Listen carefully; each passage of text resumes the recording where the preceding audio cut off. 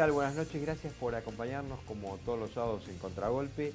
Estamos en un momento político muy particular, ustedes saben, se jugó la elección PASO y estamos a la espera de la elección de octubre, de finales de octubre, pero claro, el resultado de PASO al ser tan contundente abrió ya el escenario a lo que todos suponen es un recambio de gobierno en la nación, en la provincia de Buenos Aires, y empiezan a discutirse temas y cuestiones que tienen que ver con la herencia a recibir y con algunas políticas y cuestiones de Estado y qué se va a hacer con determinados temas.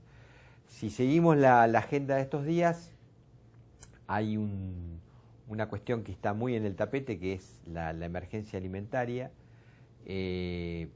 La verdad es que la Argentina ha llegado otra vez a discutir algo que parecía que, bueno, estaba borrado de nuestro vocabulario, que es la cuestión del hambre. Cuando uno charla informalmente con dirigentes sociales, los que llevan adelante merenderos, comedores, dicen que la explosión ha sido geométrica en cuanto a gente que acude a tratar de alimentarse para no pasar hambre, gente que saltea comidas, come una sola vez al día. Todos estos testimonios están, la gente que está durmiendo en la calle, y ahí me voy a ir adentrando en lo que queremos tocar, problemas de vivienda muy serios. Es decir, la Argentina empieza otra vez a discutir cuestiones que parecían saldadas, no en el caso de la vivienda, que a mi juicio siempre el déficit habitacional está pendiente, me parece que cada vez más. Ahora lo vamos a charlar con un especialista y le vamos a preguntar por el tema. Voy a mostrar un libro de la persona a la que vamos a entrevistar, que es el escribano Luciano Scatolini. Se llama Hábitat hacia un nuevo paradigma urbano. Vamos a mostrar la tapa. Y en un minuto, cuando volvamos del corte, empezamos a charlar del tema habitacional.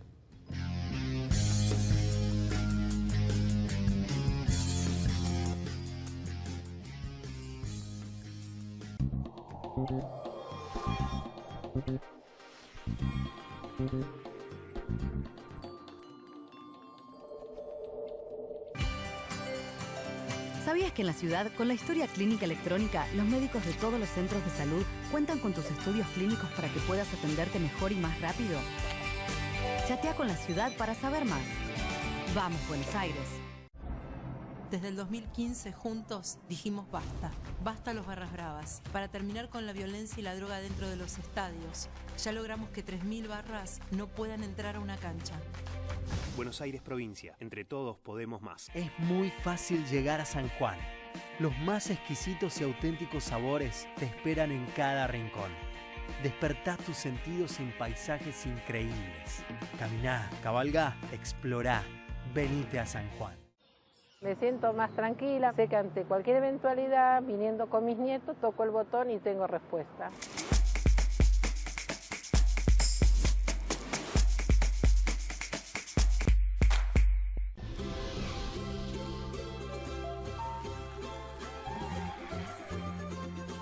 Hola, bienvenidos.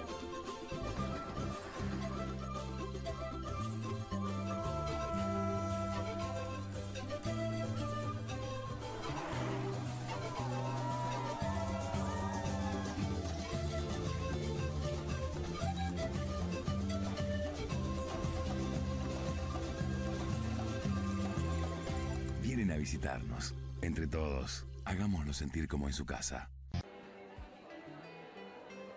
Si la vas a hacer, hacela bien. Hacela con tu 100%. Si la vas a hacer, hacela bien. Ahorrá en tus compras con las tarjetas del Ciudad. Tenés 25% de descuento en supermercados. Pedí la tuya online. Banco Ciudad. Te quiere ver crecer.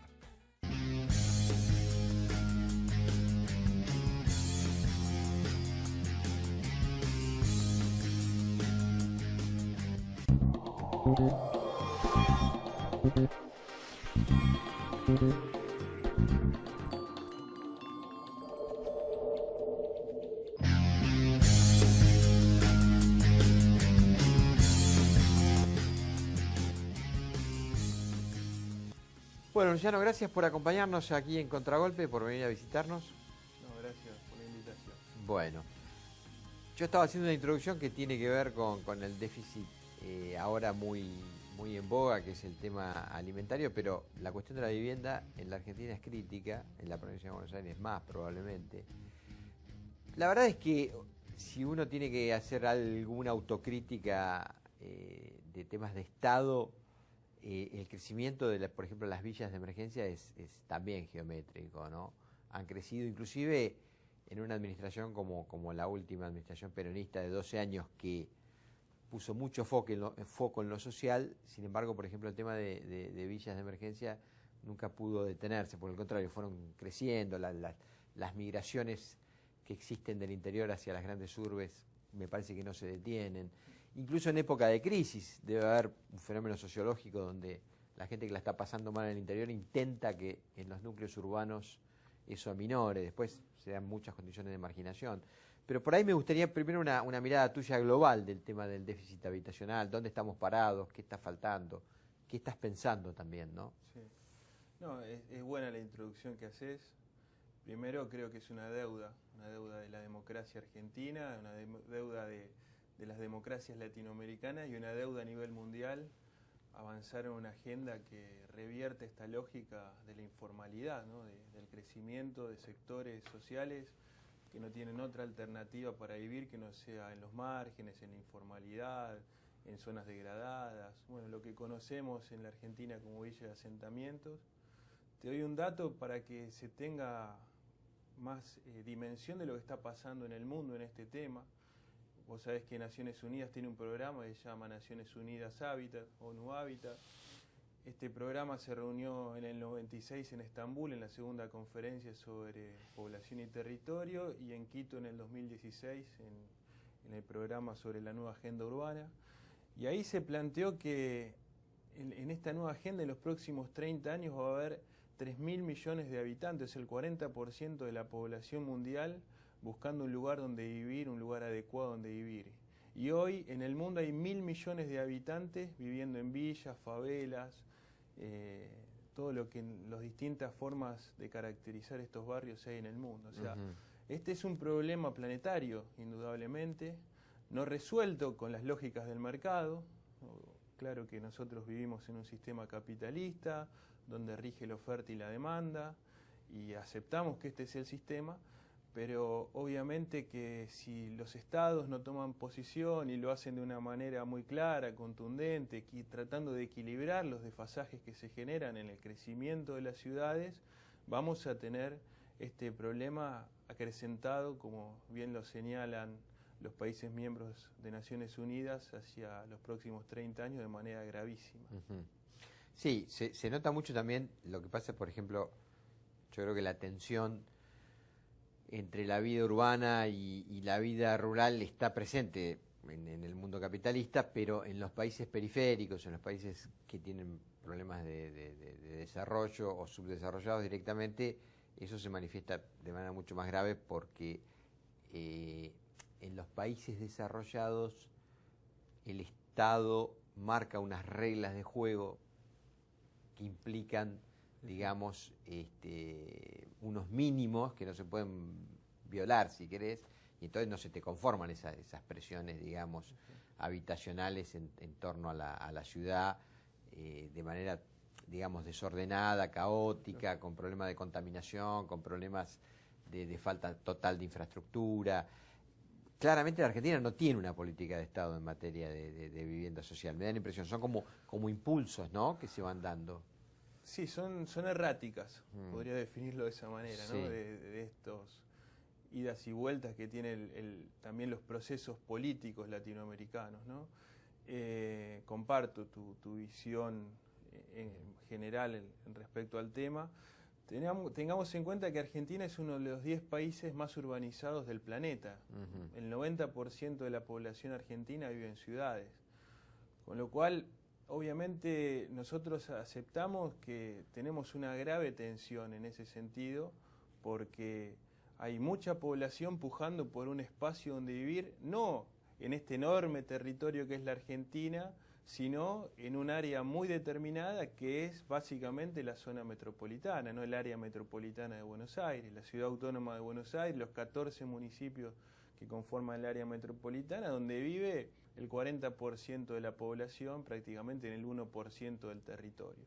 Bueno, esto que tiene que ver con una matriz histórica también, en donde el gobierno de Perón, los dos primeros gobiernos, tuvo una matriz industrialista que generó trabajo en las grandes urbes, que hizo que mucha población migrara del campo a la ciudad y que eso en el tiempo se sostuviera en términos poblacionales, pero que no se sostuviera en términos de políticas de Estado. Hoy en la Argentina estamos viviendo un fenómeno que ha sido la desindustrialización, ha sido desmontar todas las estructuras que se habían logrado en términos de incorporar a una gran cantidad de sectores sociales al trabajo, a la producción, al empleo formal.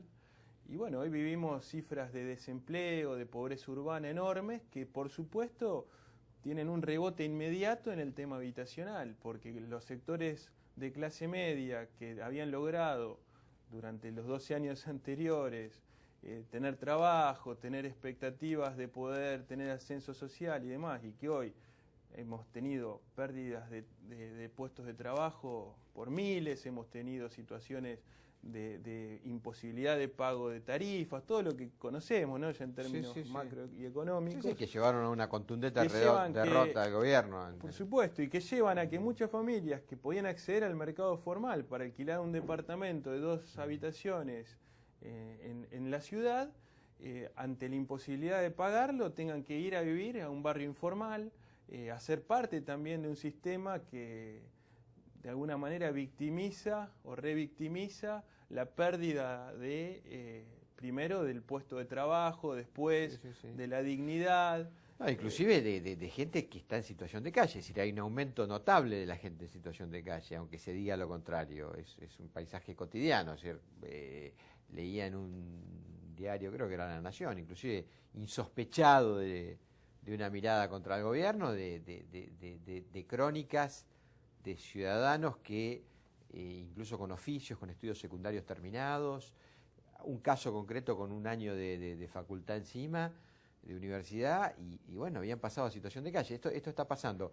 Pero quiero ir entrando un poco a tu métier.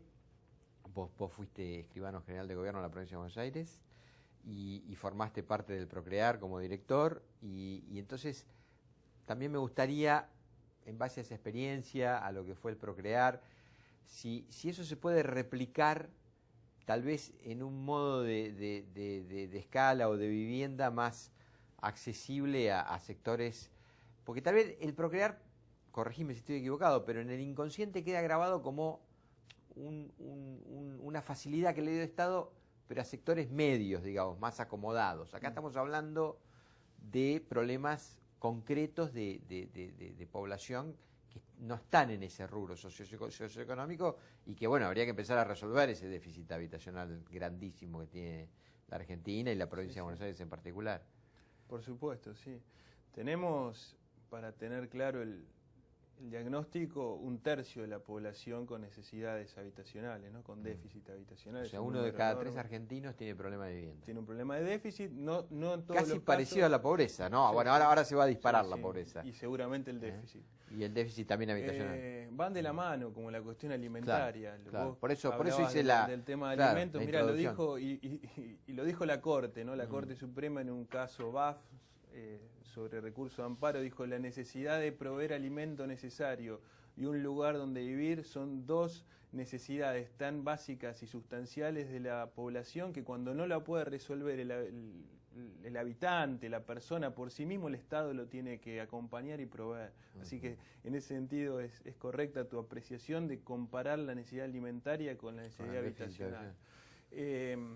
Sí, claro que está instalado en el imaginario que el Procrear fue un programa más vinculado a sectores medios. Yo diría que no fue tan así, porque en el Procrear podían acceder, había 5 segmentos.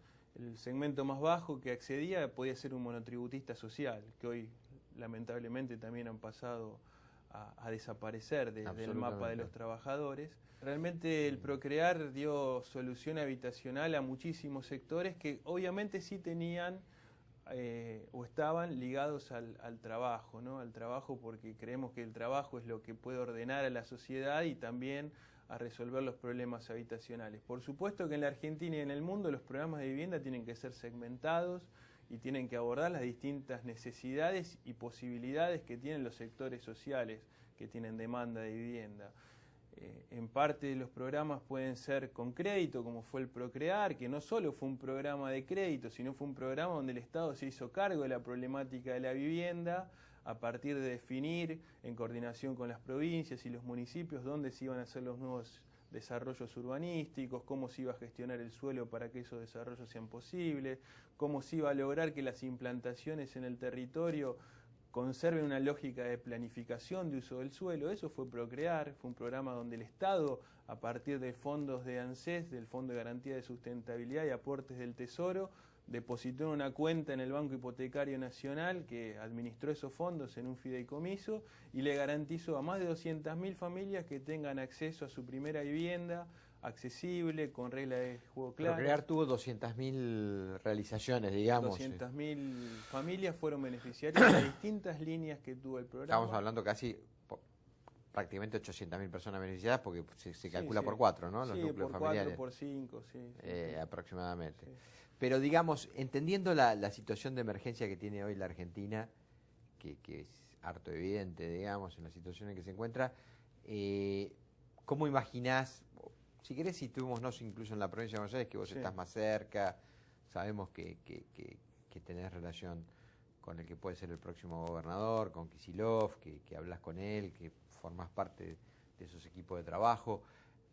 ¿Qué se está pensando? Si se está pensando en algo, en alguna herramienta, es un programa, puede ser un programa provincial, es algo que tiene que ver más con una definición de Estado nacional, de programas nacionales.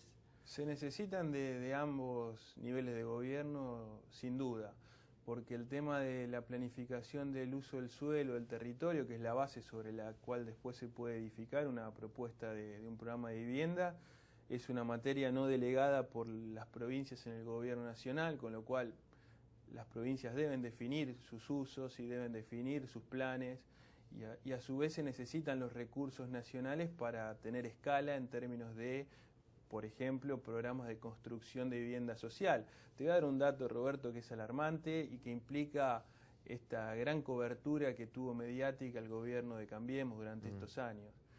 Solamente desde que asumió Vidal hasta hoy, en la provincia de Buenos Aires se entregaron 6.000 viviendas sociales, con un crecimiento demográfico en la provincia de Buenos Aires de 200.000 personas al año.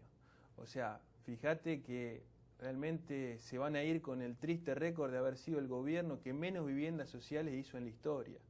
Por supuesto que esto no se cuenta, no se dice en los medios, nadie llama para preguntar por qué ha habido esta insensibilidad, esta falta de vocación por resolver una problemática tan central como es la de la vivienda social, pero es parte de lo que vos señalás como la herencia que van a dejar. La herencia es haber vaciado las políticas sociales en general y en particular en la agenda que tiene que ver con la vivienda social, no haber avanzado ni un centímetro, pues realmente 6.000 viviendas en casi 4 años para una provincia como la de Buenos Aires nada.